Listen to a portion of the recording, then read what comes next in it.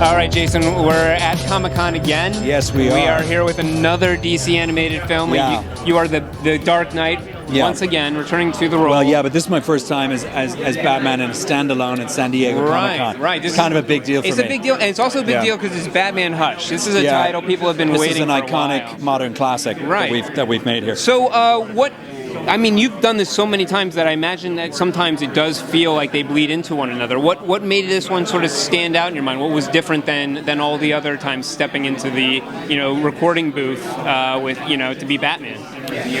Well, I think it's the first time in a while we've had a Batman standalone movie that draws from a pre-existing sort of iconic graphic novel or comic book set of issues.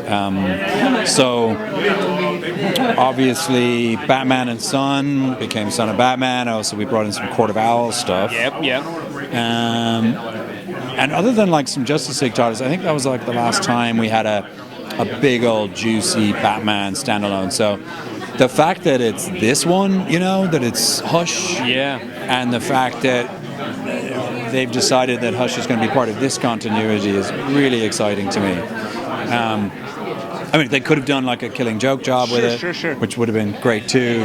But I love that this fits into everything that's happened to this particular version of Batman over these last. This is my 10th film now as Batman. Wow. Yeah. So we're getting into double figures, and it feels like to me like we're approaching a sort of a climax of sorts in terms of this sort of inner journey that this particular Batman has taken.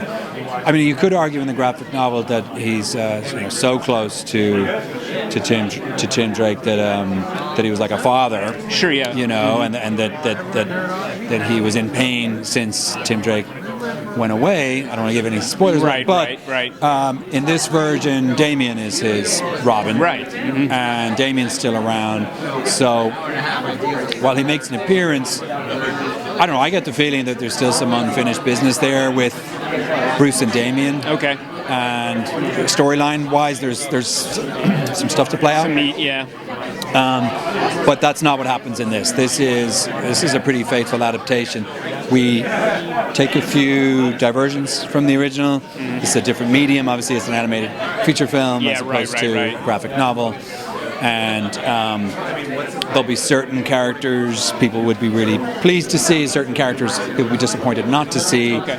But I think it hangs together really, really well as an animated movie, and I think it's my favorite so far that we've made in this continuity. Oh, so that's very exciting. So it's kind of thrilling, to be honest. It's kind of thrilling, and we're going to watch the premiere tonight in front of 4,250 people. And tomorrow morning, this becomes available on digital. So it's very exciting. Well, I do also know that this is focuses on you and your Bruce's relationship, Batman's relationship with Selina, Catwoman, and that's sort of a new angle to tackle for the character. We haven't really seen him in a romantic relationship, although we've seen him as a father having to deal with the idea that there's a son now. We haven't really seen this side of Bruce. So what was that like? We've kind of seen a little bit of it, but of his softer side. But you get the feeling here that he's head over here, like he just gets swept off his feet by her. Like she's just amazing, and he falls for her like quick, and she falls for him, and it's really romantic, but not in a sort of let's stop everything for the romance stuff. It's like wrapped up in this other thing that's going on, and it seems like everything that happens in his story is personal to him. Personal to Bruce and personal to Batman. So it just adds this other dimension, and then there's the will they won't they of it all. Yes. And I personally I love Jennifer Morrison's performance. I think she's just absolutely spot on with it, and there's something really genuinely kind of sexy and romantic. I mean, I know it's an animated film, but it's really well done. I got to say, I was transported. There's also a fantastic score for this. It's, the music is just so orchestral and rousing, and and Catwoman is so good. There's such great chemistry between. I don't know. I love that aspect of the film. It's worth going just for that. I'm sure it will be really interesting to see that. I mean, the characters are essentially soulmates, so can't wait to check it out. Really excited. Congratulations on everything, Jason. Thank you. Great to talk to you. Always great to talk to you.